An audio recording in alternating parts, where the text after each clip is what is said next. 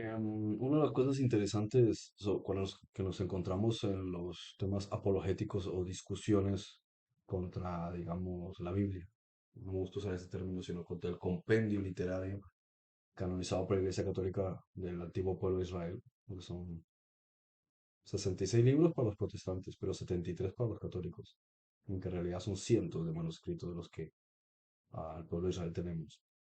Ahora, una de las cosas curiosas que discuten algunos es que dentro de las leyes, o sea, del decálogo, las leyes principales para la humanidad, aunque en ese caso, en ese momento, sí, se asumió que era solo para el pueblo de Israel, eran estos 10 mandamientos y uno de ellos decía, o traducen como no matarás. En realidad el texto, dice en hebreo, traducido, ¿no?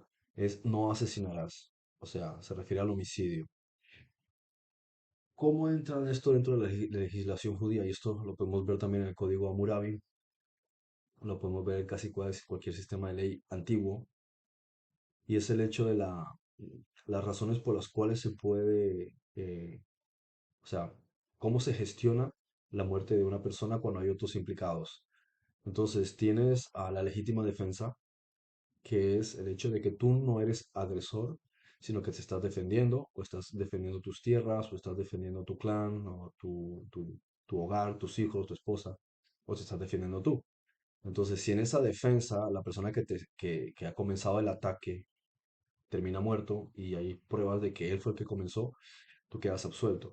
En algunos casos, dependiendo de la circunstancia, con la reyerta y la cosa salió mal, fue accidental, la persona simplemente era expatriada e iba a una ciudad donde viviría, pero no había pena de cárcel, no había lapidación, no había, eh, en algunos casos había contribución económica, o sea, pagabas a la familia por el agravio.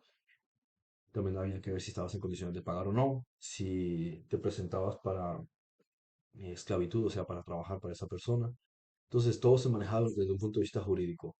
Luego, otro punto sobre este asunto de la ley es, por ejemplo, el caso de los animales, ¿no? Que si había sacrificios y tal, pero eso es una cuestión genérica, lo practicaban todas las culturas. Y era evidente que si tenías que matar para subsistir, estaba justificado, pero si matabas por deporte, por placer, por cualquier otra razón, entonces se consideraba un crimen. Y luego, lógicamente, el ejercer la justicia. Y estas son las partes más interesantes y más importantes de lo que es la ley que se le dio a Moisés, porque la ley es la base del derecho y ahí de donde depende o detenta la justicia. Entonces, ¿quién impone la justicia? Bueno, el karma es la base del universo, pero también hay un ejercicio de la práctica dentro una sociedad donde hay jueces. Ellos establecen cómo se gestiona cada caso. Ahora, qué es la justicia? La justicia es cuando el derecho de una persona, bueno, se da el derecho a una persona porque ha sido violentado su derecho. Un ejemplo, yo tengo unas tierras y X persona se mete a mis tierras. ¿Por qué? Sí, porque le da la gana meterse a mis tierras, a pesar de que hay una delimitación. Entonces, pues algo se le tiene que decir a esa persona. Ahora esa persona entra y me roba mis ovejas. Entonces, la justicia es que mi derecho, es decir, mi propiedad, que en eso se basa la justicia, lo que es mío, como mi cuerpo, mi familia, mis tierras, mis posesiones, mis animales, ha sido usurpado por otra persona. Entonces, cuando se demuestra que es cierto, pues habría una compensación. Entonces, tiene que volver la oveja más otras 5 ovejas, por decir algo, 3 ovejas. Eso es justicia, ¿no? Lo mismo, yo tengo unas tierras y yo me voy de paseo, ¿sí? Y cuando voy a volver resulta que hay unas personas que la han acaparado. Entonces yo puede que una primera instancia es por las buenas pedirles que se vayan, no se quieren ir, entonces yo apelo a la justicia y los jueces determinarán qué se puede hacer. Entonces, como los jueces se supone, dependiendo de cada país y también tantos cambios a lo largo de la historia, ellos se ejercitarían, ¿sí? Para ver qué se hace para que se abandonen esas tierras, esas personas que están allá, los saquen de ahí. Entonces, vamos viendo cómo la cosa cambia y va a depender de muchos factores, ¿no? Ahora, nos encontramos casos donde, por ejemplo, en la ley en el yahvismo, sí, o sea, la ley teocrática que tenía el pueblo de Israel, Se entendía que las cosas no eran dadas por un rey ni por jueces, sino que venían directamente del creador, o sea, el autor. Y como es el autor, es el que tiene la autoridad. Entonces él estableció unas pautas. Y una de las primeras cosas, o digamos el número uno, es, para que haya derecho tiene que haber propiedad. Entonces, para que el pueblo de Israel pudiese ejercer o exigir algún derecho, tenía que tener alguna propiedad, pero no podía exigir ningún tipo de propiedad si estaba viviendo en Goshen, o sea, en tierra de otra nación, de otra gente, ¿sí? Bajo otra jurisdicción, que era el gobierno egipcio. Entonces los mandó a una tierra que en otra literatura más antigua, aunque no aparezca ahí constatado, ya se había aclarado que esa tierra les pertenecía a ellos, ¿sí? En Canaán.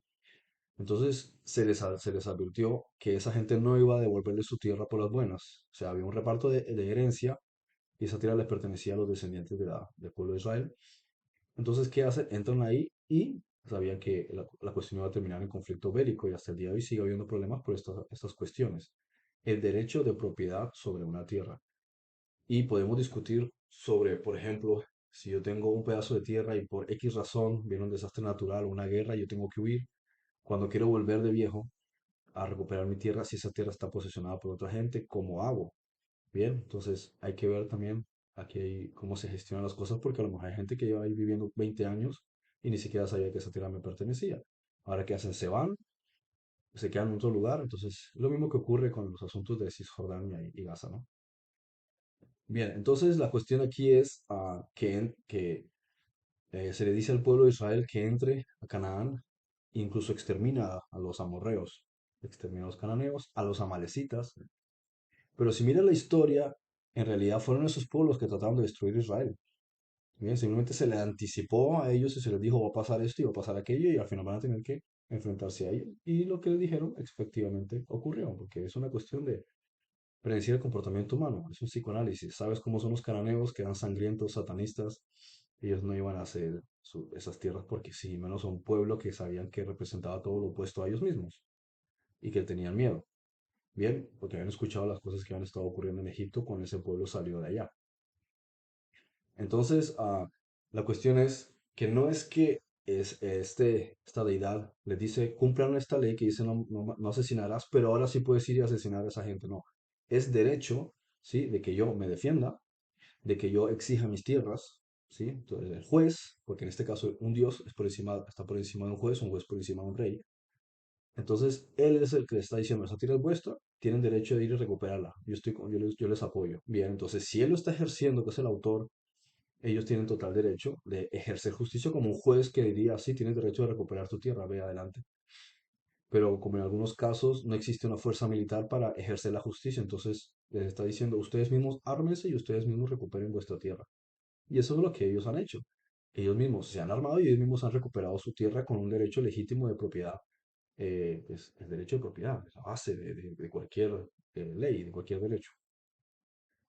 Luego también está la cuestión de decir, entonces es un Dios que pone una ley para unas cosas y luego pone para otras, pero lo que ocurre es cuando eres el autor de algo, el creador, tú tienes la libertad de hacer lo que te dé la gana, por así decirlo. Es decir, yo creo un juego y yo pongo las reglas del juego, pero yo no soy un personaje del juego. Las reglas del juego son para los que están en el juego, no para mí, yo no soy un juego. En consecuencia, de este es el concepto de las concepciones que tenían los antiguos sobre las leyes que imponían los dioses que no eran aplicables para los dioses, eran para los humanos. Entonces, el que pone una ley es para que los humanos entre ellos no se hagan daño, pero no porque él tenga que aplicarse esa ley para sí mismo, porque él no se está sometiendo a su propia ley, él es el que pone la ley, está por encima de la ley. Bien. Y ocurre lo mismo con el asunto de Egipto cuando se trata de justicia.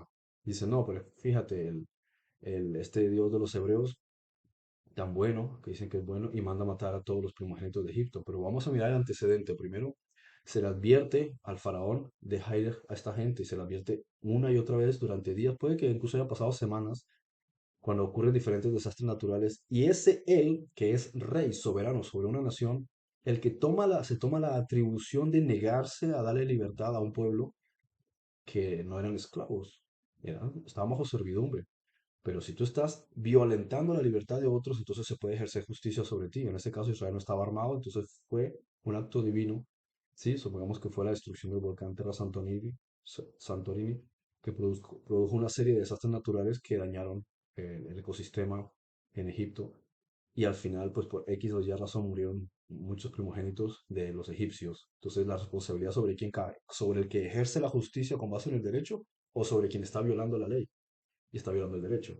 Entonces fue responsabilidad del rey porque por culpa de él murieron su propio hijo y muchos otros. Y encontramos que incluso es una cuestión también kármica, porque Seti primero, ya en su momento, tiempo atrás, antes de todo esto, y no sé, esto no sé si fue, ocurrió con Ahmosis el faraón, pero Seti cogió a los niños del pueblo de Israel y los mandó a tirar al río, porque decía que eran demasiados. Entonces, si estamos observando también, hay un karma, porque él cogió y se metió en tierra de Gosén donde vivían los hebreos y decía que estaban creciendo mucho, que iban a ser una amenaza y agarró y le quitó a las madres sus hijos y empezó a tirarlos, a arrojarlos al río y mataron miles de niños. Entonces, lo que estás observando es que ya había una injusticia, había asesinato, había un genocidio. ¿Por qué le sorprende a muchas personas que el faraón, o sea, que también le hubiese ocurrido eso mismo cuando es una responsabilidad de la gobernancia del país, que está cometiendo un genocidio y que después está violando la ley y el derecho de un pueblo? En consecuencia, poco es, ¿sí? Lo que les ocurrió a ellos, y lógico, lo que le ocurrió a todo el país, con la contaminación del agua, la muerte de los animales, las enfermedades y muchas otras cosas.